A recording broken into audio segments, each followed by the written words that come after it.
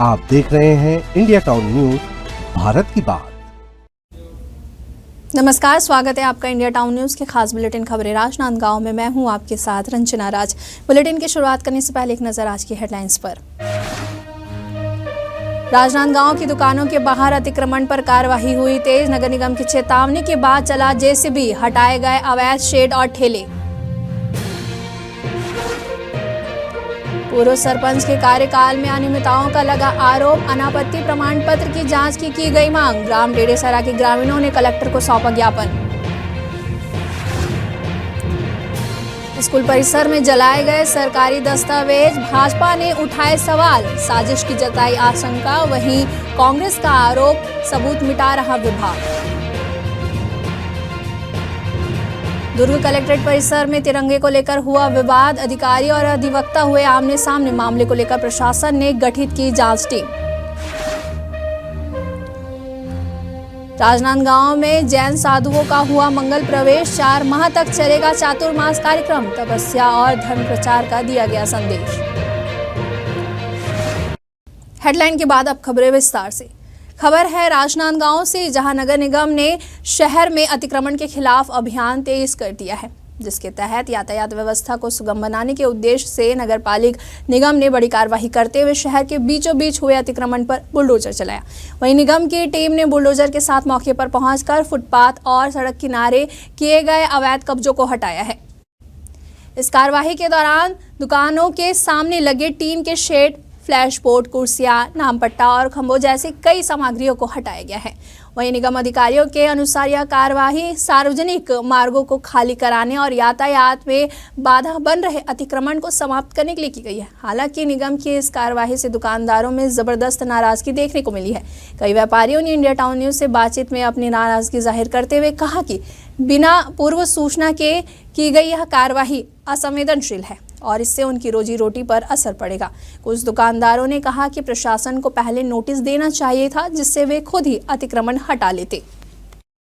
राजनांदगांव की सड़कों पर नगर निगम ने अपना बुलडोजर लेकर के निकल चुके हैं और निकलने के बाद राजनांदगांव के उन सभी गलियों पर अपनी नगर निगम की बुलडोजर चला रहे हैं। बुलडोजर में आप देख पा रहे होंगे तमाम तस्वीरों के माध्यम से जो लोगों के द्वारा अतिक्रमण करके रखे हुए थे, जिस प्रकार से टीन का शेड लगा करके रखे हुए थे, सड़कों पर एक्स्ट्रा अतिरिक्त जगह वहां पर घेर करके रखे हुए थे, उन सभी जगहों पर नगर निगम की जो बुलडोजर है वो बुलडोजर चलना शुरू हो चुके हैं। इस नगर निगम की कार्यवाही में संयुक्त रूप से देखा जाए तो स्थानीय थाने की टीम, नगर निगम की अमला टीम, पुलिस प्रशासन, तहसीलदार, नायब तहसीलदार, तमाम सभी लोग मौजूद हैं। और ये जो आप लोगों की भीड़ देख पा रहे होंगे, ये वो अतिक्रमण को हटाने की कोशिश किया जा रहा है। अभी हमारे साथ नगर निगम के अधिकारी हैं। सर, किस प्रकार से नगर निगम जो है अतिक्रमण को हटाई जा रही है?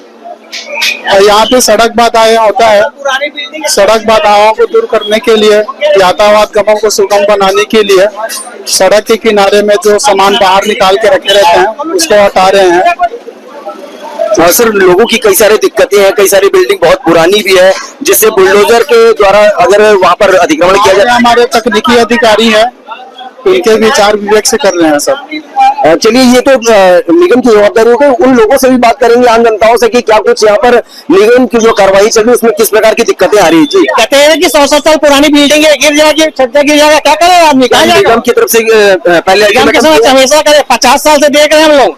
2 दिन आते, तीसरे दिन कहा जाते कहे रहते, रोज आइए, देखिए ट्रैफिक समस्या देखिए यहाँ के, पूरा दिन भर जाम लगा रहता है। ट्रैफिक की समस्या तो हल नहीं कर सकते। 1 दिन आएंगे, 2 दिन आएंगे, दोबारा शक्ल ही नहीं दिखाते। समस्या को हल करो।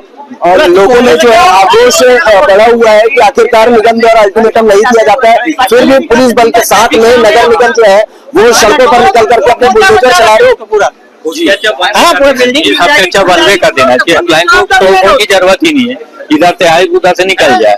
देखिए, कहीं ना कहीं देखा जा रहा है तो लोगों के द्वारा भी अतिक्रमण किया जा रहा है, अवैध रूप से वहाँ पर कब्जा किया जा रहा है। छत गिर जाएगी, टूट जाएगी, तो कौन करेगा? उसकी जवाबदारी कौन लेगा?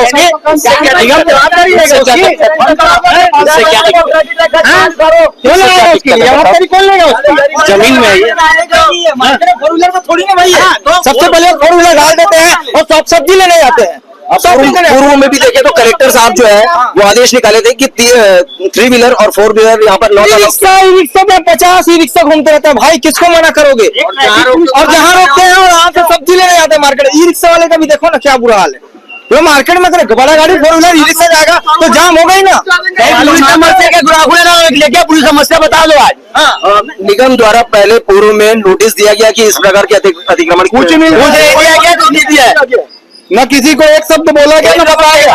कैसे चालू हुआ है अचानक, कैसे ये करा गए यहाँ पे जेसीबी और इससे क्या दिक्कत है? पानी का समय है, इससे दिक्कत क्या है? इससे किसको दिक्कत हो रही है? ई रिक्शा वालों को हटवाओ और क्या बोलते हैं और भी लोग हैं उनको हटवाओ। इससे कोई गाड़ी अटक रही है, कोई ट्रैफिक जाम हो रहा है, इससे क्या दिक्कत है? उसका दुकान तोड़ दिया, वो धंधा कहाँ करेगा, क्या करेगा वो? उससे क्या दिक्कत हो रही है? नगर निगम वाले ने वापस से तो खादी भंडार वाले का पूरा शटर तोड़ दिए। शटर से क्या प्रॉब्लम थी? कटर लेके आपकी सरकार की कार्रवाई होनी चाहिए। लेके चल रहे हो आप, व्यवस्था लेके चल रहे हो ना। हटवाइए, 4 व्हीलर हटवाइए, यातायात सुधर जाएगा।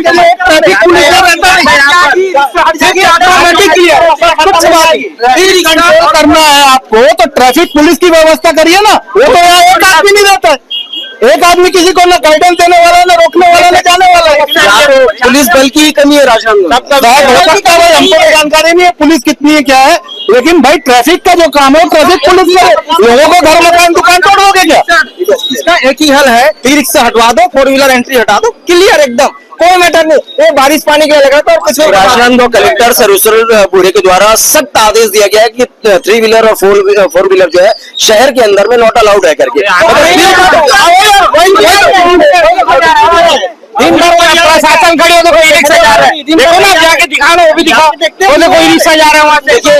कहीं ना कहीं लोगों में भारी आक्रोश है कि अभी नगर निगम के द्वारा यहाँ पर जो अतिक्रमण हटाने की कार्रवाई की जा रही है, इसमें राजनांदगांव नगर निगम का बुलडोजर चलाया जा रहा है, जो कि दुकानों के ऊपर में सेज जो लगाए हुए थे पानी से बचाव के लिए, अब उसको हटाया जा रहा है। मगर अब लोगों में आक्रोश जो है वो बढ़ता जा रहा है कि आखिरकार राजनांदगांव के कलेक्टर के द्वारा जो कहना था, जो उनके नियम थे, जो उन्होंने यहाँ पर राजनांदगांव की यातायात व्यवस्था को सुचारू रूप से चलाने के लिए रणनीति तैयार किए हुए थे, मगर अब वो सारा चीज शून्य नजर में आ रहा है। ट्रैफिक व्यवस्था तो सुधरती नहीं, मगर फिर भी देखा जा रहा है कि नगर निगम के द्वारा यहाँ पर किस प्रकार से अतिक्रमण को हटाने की कार्रवाई की जा रही है। लोगों में फिलहाल आक्रोश का माहौल है और नगर निगम की इस कार्रवाई पर लोग आक्रोशित होते हुए नजर में आ रहे हैं। कैमरा पर्सन आकाश के साथ Saurabh Tamrakar, India town news, Saurabh Tamrakar, Rajnandgaon. वक्त हो चुका है एक छोटे से ब्रेक का। खबरें और भी है, बनी रही है इंडिया टाउन न्यूज के साथ। अब खबर आपकी उंगलियों पर, हर खबर पर हमारा नजरिया।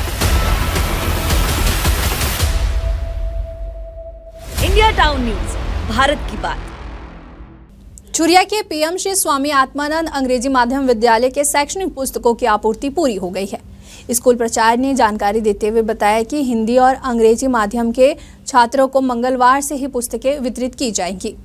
प्राचार्य ने कहा कि शैक्षणिक सत्र की शुरुआत हो चुकी है, लेकिन पुस्तकों की अनुपलब्धता के कारण छात्र छात्राओं को पढ़ाई में कठिनाई हो रही थी। प्राचार्य ने यह भी बताया कि वितरण व्यवस्था को सुव्यवस्थित बनाने के लिए कुछ शिक्षकों को जिम्मेदारी सौंपी गई है। उन्होंने आश्वासन दिया है कि अब पढ़ाई में गति आएगी और बच्चों को किसी भी प्रकार की असुविधा नहीं होगी। अगली खबर है खैरागढ़ से, जहां शासकीय अंग्रेजी माध्यम स्कूल में 2 जुलाई को स्कूल परिसर में ही संकुल कार्यालय से जुड़े शासकीय दस्तावेजों को जलाए जाने का मामला सामने आने के बाद अब यह मुद्दा राजनीतिक तूल पकड़ता जा रहा है। दस्तावेजों को जलाने की घटना पर जहां स्थानीय लोगों ने कड़ी आपत्ति जताई है, तो वहीं राजनीतिक दलों ने भी शिक्षा विभाग की कार्यप्रणाली पर गंभीर सवाल खड़े किए हैं। वहीं स्थानीय नागरिकों ने इस मामले की शिकायत जिला कलेक्टर से की है, जिस पर जांच का आश्वासन दिया गया, लेकिन मामले ने और तूल तब पकड़ा जब अगले ही दिन जिला शिक्षा अधिकारी ने नगरपालिका अधिकारी को फोन करके जले हुए दस्तावेजों को कचरा बताते हुए हटाने के निर्देश दिए। घटना को लेकर अब राजनीतिक बयानबाजी तेज हो गई है। भाजपा सांसद प्रतिनिधि भागवत शरण सिंह ने इसे गंभीर लापरवाही बताते हुए उच्च स्तरीय जांच और दोषियों पर सख्त कार्रवाई की मांग की है। वहीं कांग्रेस विधायक प्रतिनिधि मनराखन देवांगन ने विभाग पर सीधे तौर पर सबूत मिटाने का आरोप लगाया है।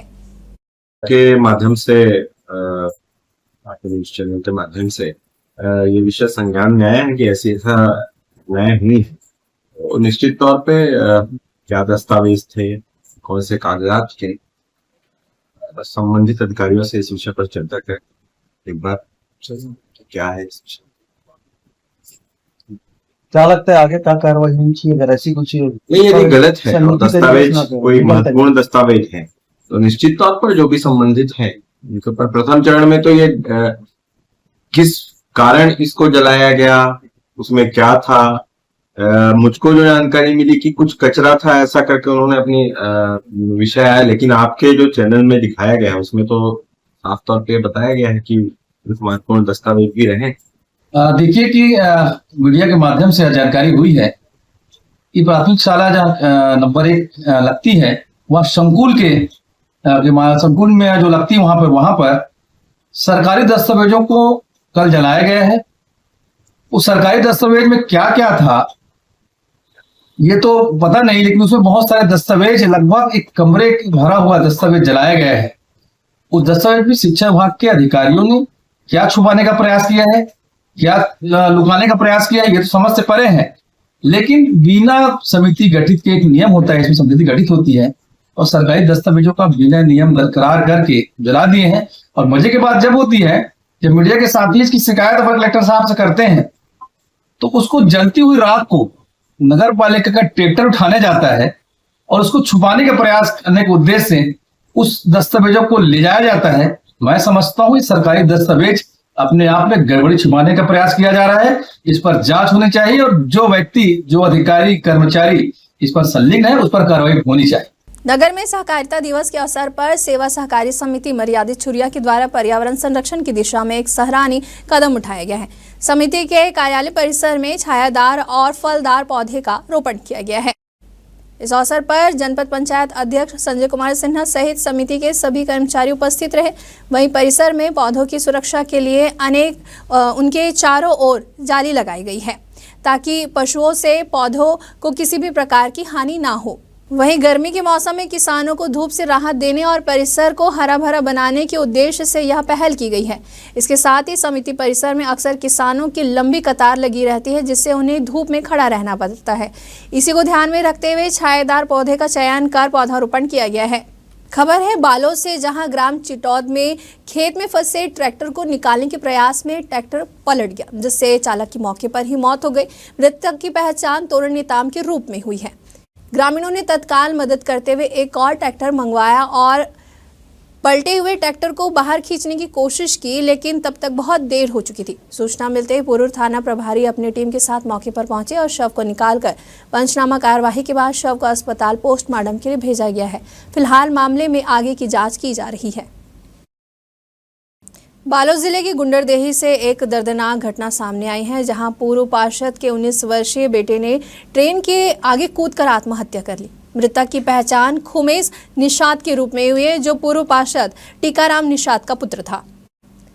घटना गुंदरदेही रेलवे स्टेशन के चैनगंज रेलवे फाटक के बीच की है। घटना के बाद मालगाड़ी के लोको पायलट ने स्टेशन मास्टर को सूचना दी, जिसके बाद पुलिस मौके पर पहुंची।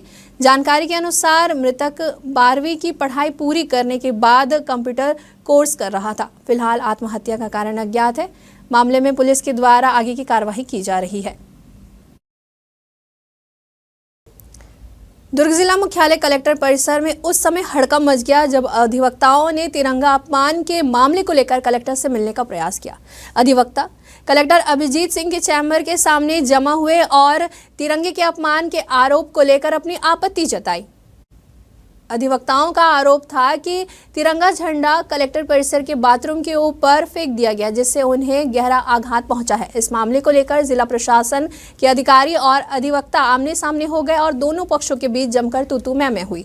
हालांकि कलेक्टर, सांसद विजय बघेल और विधायक ललित चंद्राकर ने मामले को गंभीरता से लिया और तुरंत स्थिति को शांत कराने के साथ साथ जांच करवाने का आश्वासन दिया है।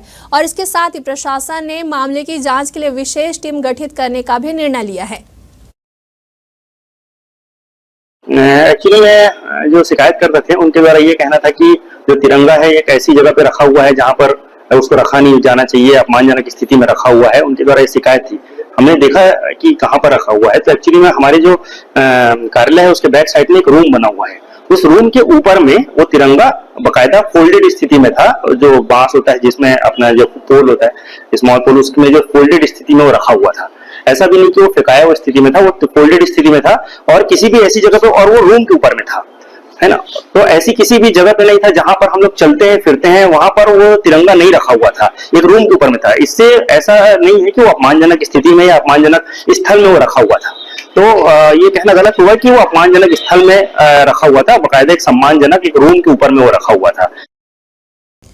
राजनांदगांव शहर में आज जैन मुनियों का मंगल प्रवेश संपन्न हुआ है। दिल्ली दरवाजे के पास जैन समाज के सदस्यों ने जैन मुनियों का भव्य स्वागत किया और शुभ मंगल प्रवेश करवाया है। इस कार्यक्रम का आयोजन जैन श्वेतांबर मूर्ति पूजक संघ और श्री हद स्पर्श चातुर्मास समिति के द्वारा किया गया है। चातुर्मास कार्यक्रम 4 माह तक चलेगा, जिसमें जैन समाज के मुनि यहाँ रहकर प्रवचन देंगे और विभिन्न धार्मिक और सांस्कृतिक कार्यक्रम आयोजित किए जाएंगे। आपको बता दें कि जैन धर्म में चातुर्मास को अत्यंत महत्वपूर्ण माना जाता है, जिसमें साधु संत वर्ष के यह 4 महीने एक स्थान पर रहकर तपस्या और धर्म का प्रचार करते हैं।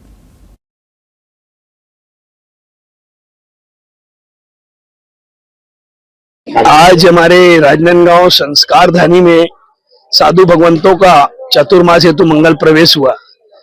श्वेतांबर मूर्ति पूजक संघ में 2025 के चतुर्मास के लिए परम पूज्य विनय कुशल मुनि जी गणाधीश, परम पूज्य नंदी सेन मुनि जी महाराज साहब, परम पूज्य विराग मुनि जी महाराज साहब आदि 7 साधु भगवंतों का पावन आगमन हुआ है।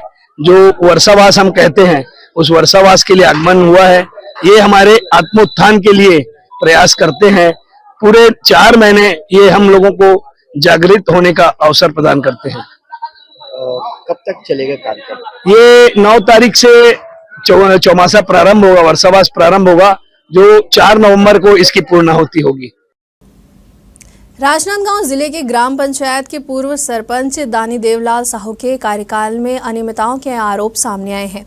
ग्राम पंचायत के प्रस्तावों के लेटर पैड और सादे कागज पर मेडिकल के लिए अनापत्ति प्रमाण पत्र जारी किए जाने सहित new look biofuel private limited के द्वारा पाइप लगवाने के लिए अनापत्ति प्रमाण पत्र और आबादी पट्टा से संबंधित मामले में ग्राम टेडेसरा के ग्रामीण कलेक्ट्रेट पहुंचे।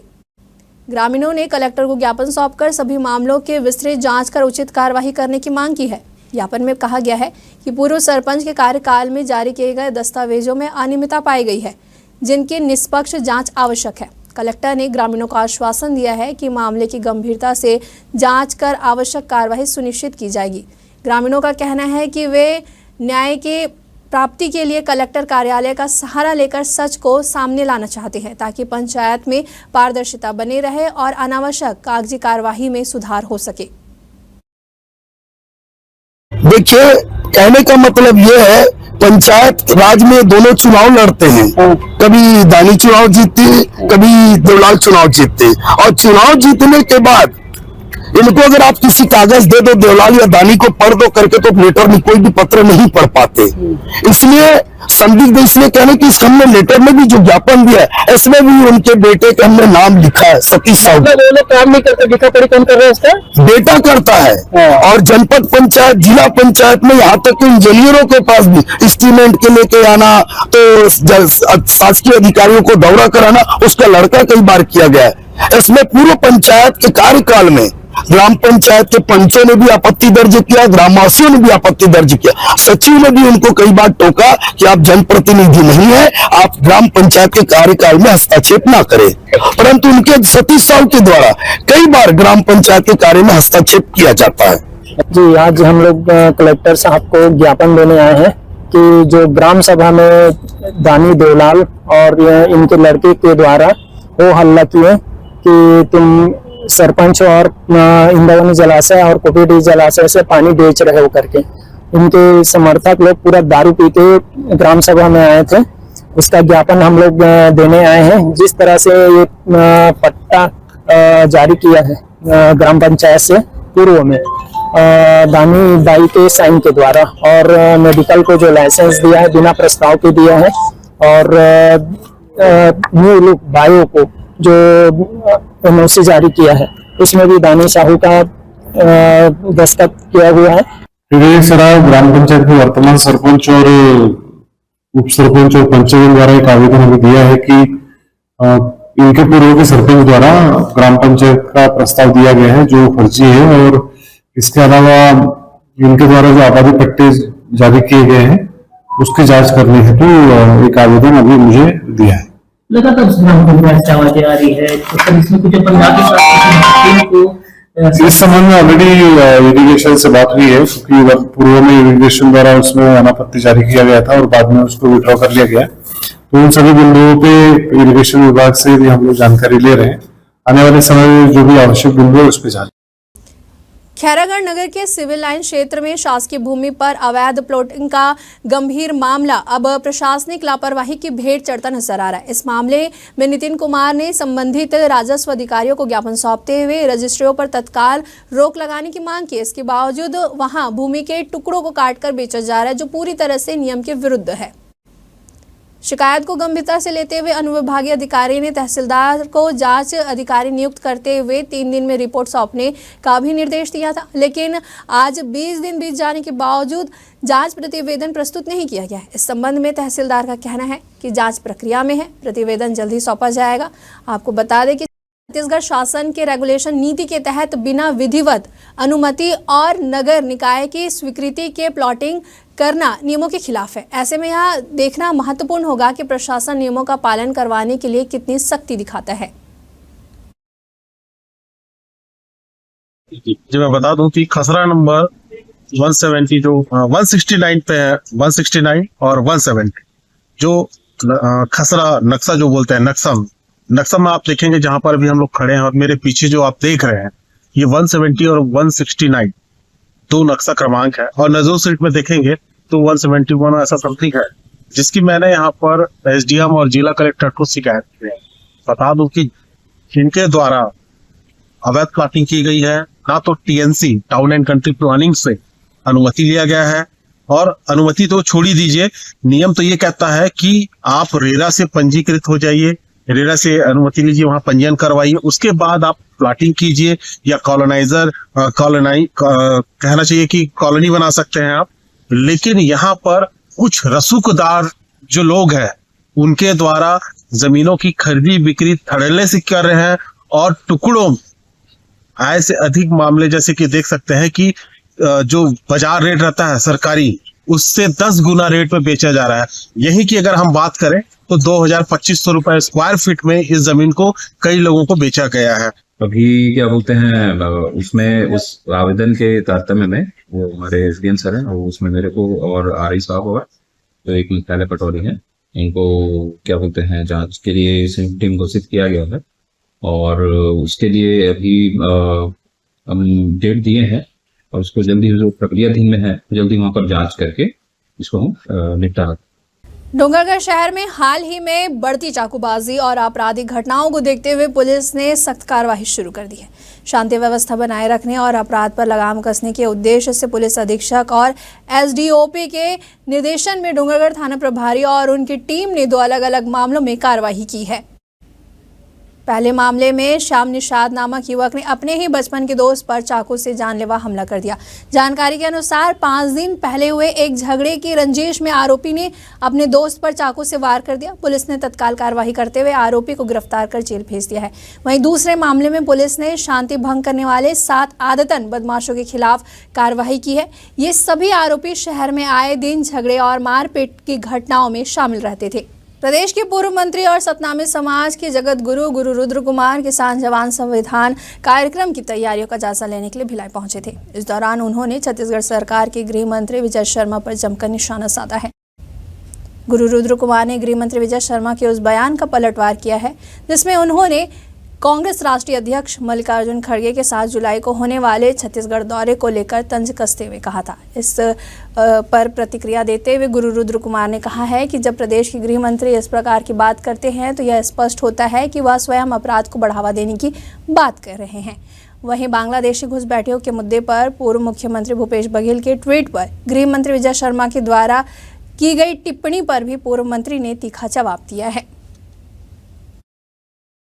अब जब गृह मंत्री इस टाइप की बात कर रहे हैं तो मतलब वो खुद अपराध को न बढ़ाने की बात कर रहे हैं। हमने भी कहा कि वह अपने विभाग को संभाल लें, पहले अपनी पार्टी के अंदर की स्थिति को देख लें। 1.5 साल होने को आ गया, अभी तक पूरा मंत्रिमंडल फुल फ्लैश में इनका नहीं बन पाया है। यह बहुत बड़े शर्म की बात है और हमारे छत्तीसगढ़ सरकार, हमारे छत्तीसगढ़ का यही एक दुर्भाग्य है। हाँ, वो कोई बात नहीं, वो उनका हक अधिकार नहीं है वो कहने का। मैं भूपेश बघेल जी से ये कहना चाहता हूँ कि आप भी इस पे फोन कर दें भाई, अगर मालूम होगा आपको तो। अगर आपको कुछ मालूम है तो फोन कर लिए। लेकिन चक्कर ये है कि इटली के चश्मे से घुसपैठिया नहीं दिखता है, उसके लिए छत्तीसगढ़ वाला चश्मा चाहिए होता है, तब घुसपैठिया दिखता है। राजनांदगांव शहर में भगवान जगन्नाथ की भव्य रथ यात्रा का समापन बड़े ही धूमधाम और श्रद्धा के साथ हुआ है। भगवान जगन्नाथ 9 दिनों के विश्राम के पश्चात अपने निवास स्थान लौट आए हैं। यह शोभा यात्रा सिंधी कॉलोनी स्थित प्रभात नगर से प्रारंभ होकर शहर के प्रमुख मार्गों से होती हुई जगन्नाथ मंदिर तक पहुंची। इस दौरान भक्तों में उत्साह का माहौल देखने को मिला। श्रद्धालु नाचते गाते भगवान जगन्नाथ के रथ को खींचते हुए चल रहे थे। मान्यता के अनुसार भगवान जगन्नाथ 9 दिन पूर्व मौसी के घर विश्राम के लिए गए थे, जो धार्मिक परंपरा का हिस्सा है। इन 9 दिनों में मंदिर परिसर में विभिन्न धार्मिक अनुष्ठान और भजन कीर्तन का आयोजन किया गया है। आज वापसी पर भक्तों में खासा उत्साह देखा गया है। राजनांदगांव में एआईसीसी सदस्य और कांग्रेस विधायक प्रत्याशी गिरीश देवांगन के 1 दिवसीय प्रवास पर रहे हैं। उन्होंने पूर्व डायरेक्टर वीरेंद्र सिंह चौहान के कार्यालय में आवश्यक बैठक में भाग लिया और एआईसीसी राष्ट्रीय अध्यक्ष मल्लिकार्जुन खड़गे के किसान जवान संविधान जनसभा के सफल आयोजन की प्रशंसा भी की है। बैठक में शहर जिला कांग्रेस कमेटी के सदस्यों और कार्यकर्ताओं के साथ विशेष चर्चा की गई और संगठन को गति देने के लिए अहम फैसले भी लिए गए हैं। वहीं शहर जिला कांग्रेस कमेटी के अध्यक्ष कुलबीर सिंह छाबड़ा ने गिरीश देवांगन का स्वागत किया और शहर में बढ़ते अपराधों के बारे में जानकारी दी। उन्होंने लचर कानून व्यवस्था को लेकर भाजपा पर निशाना भी साधा है।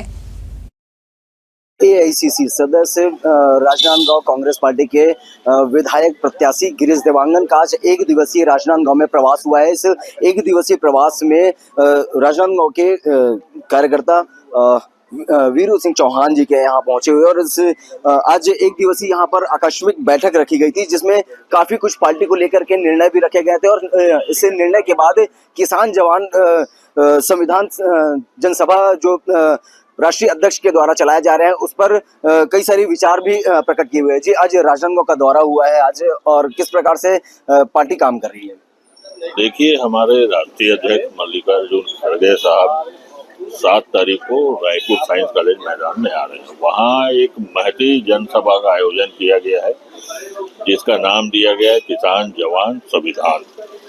चाहे देश के परिप्रेक्ष्य में देखें, चाहे राज्य के परिप्रेक्ष्य में देखिए, हर जगह जिस प्रकार से चाहे किसान प्रताड़ित हो रहे हैं, चाहे जवान युवाओं का भविष्य अंधकारमय हो रहा है, संविधान खतरे में है, ये संविधान का बार बार उल्लंघन हो रहा है, इन सब मामलों को लेकर ये महती जनसभा आयोजित की गई है, जिसमें हमारे राजनांदगांव विधानसभा से भारी संख्या में सभी साथी शामिल होंगे। उसी की तैयारी के सिलसिले में आज हम लोग यहाँ मीटिंग कर रहे हैं। किसानों की बात कर रहे हैं, वहीं अगर देखा जा रहा है तो राजनांदगांव समेत पूरे प्रदेश भर में डीएपी और यूरिया की काफी कुछ कमी आ चुकी है। इस पर भाजपाई जो है अपने विचार भी प्रकट नहीं कर पा रहे हैं। देखिए, जहाँ तक भारतीय जनता पार्टी का जो एजेंडा समझ में आ रहा है कि खाद की कमी पैदा करके किसानों का धान का उत्पादन कम हो, जिससे कम से कम धान खरीदना पड़े, ये षड्यंत्र भारतीय जनता पार्टी कर रही है। लेकिन कांग्रेस हर मोर्चे पे इसका जमकर विरोध कर रही है। अभी विभिन्न सोसाइटियों में, विभिन्न स्थानों में कलेक्टरों से लेकर सभी को ज्ञापन देने का काम, आंदोलन करने का काम कांग्रेस कर रही है। किसानों के साथ अन्याय नहीं होने देगी कांग्रेस। जहां सोसाइटी में किसानों को डीएपी यूरिया नहीं मिल पा रहा है, वहीं अधिक दामों पर मार्केट से किसानों को लेना पड़ रहा है, तो ये उन लोगों के लिए बहुत ही ये सरकार का फेलर है ना, वही तो बता रहा हूँ आपको मैं। सरकार का ये फेलर है। जहाँ एक और नरेंद्र मोदी जी किसानों की आय दोगुनी करने की बात करते हैं, वहीं केवल 62 रुपया समर्थन मूल्य में वृद्धि करके किसानों का माखौल उड़ाते हैं। दूसरी तरफ डीएपी भारी कीमत में किसानों को खरीदने को मजबूर करते हैं। तो कुल मिला के किसानों को प्रताड़ित करने का, खेती किसानी को बर्बाद करने का और उत्पादन को षड्यंत्र पूर्वक कम करने का ये अभियान भारतीय जनता पार्टी छद्म रूप से कर रही है। देवांगन जी, देखा जाए तो कानून व्यवस्था जो है अब पूरी तरीके से लचर नजर में आ रही है। आए दिन मर्डर, हाफ मर्डर जैसे अपराध जो है लगातार बढ़ते क्रम पर है। देखिए, भारतीय जनता पार्टी की जब सरकार आती है, इस प्रदेश में असामाजिक तत्व हावी हो जाते हैं। चाहे पहले भी 15 साल की सरकार थी तो खुलेआम सड़कों पर गोलियां चलती थी, किसी प्रकार से शासन प्रशासन की पकड़ नहीं थी। मंत्री मुख्यमंत्री सब अपने में मस्त है और छत्तीसगढ़ की जनता त्रस्त है। देखिए अब आगामी दिनों में 7 तारीख को किसान जवान संविधान का कार्यक्रम छत्तीसगढ़ के राजधानी कहे जाने वाले रायपुर में आयोजित होना है और इस विषय को लेकर के आगे और अन्य पार्टी कार्यकर्ताओं का क्या कुछ कहने रहते हैं, तमाम चीजें हम आपको अन्य तस्वीरों के माध्यम से दिखाएंगे। कैमरा पर्सन आकाश के साथ India town news Saurabh Tamrakar, Rajnandgaon. हमारे खास बुलेटिन खबरें राजनांदगांव में फिलहाल इतना ही। मुझे दीजिए इजाजत, नमस्कार। आप देख रहे हैं इंडिया टाउन न्यूज, भारत की बात।